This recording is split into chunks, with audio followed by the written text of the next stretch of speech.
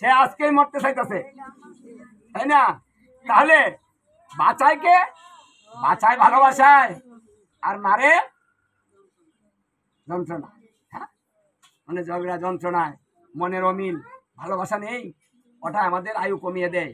কারণ প্রতিনিয়ত মানুষ টেনশন করে, চিন্তা করে, আর চিন্তায় মানুষ আস্তে আস্তে চিতায় চলে যায়।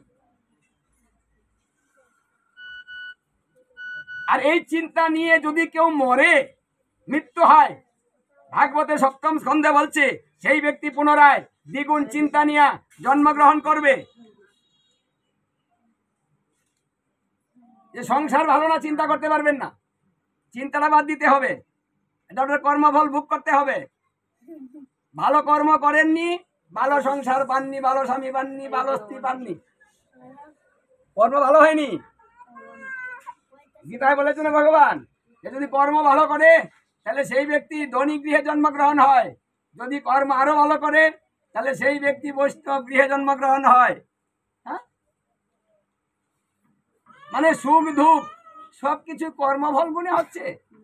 ওটা আমরা পূর্বে করেছি আর এখন পাচ্ছি, এখন যা করছি তা পরে পাবো। মানুষ পূর্বজন্মে যাহা কিছু করে পরজন্মে তাহা ভোগ করে, তারপরে এই জন্মে যাহা কিছু করবে তারপরে জন্মে তাহা ভোগ করবে।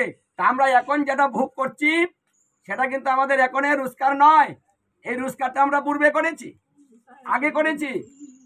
এই যে বৈষম্য, কেউ ধনী কেউ গরিব, কেউ সুখী কেউ দুঃখী, কেউ ধনী, হ্যাঁ, কেউ শিক্ষিত কেউ মূর্খ, বৈষম্যগুলা কেন?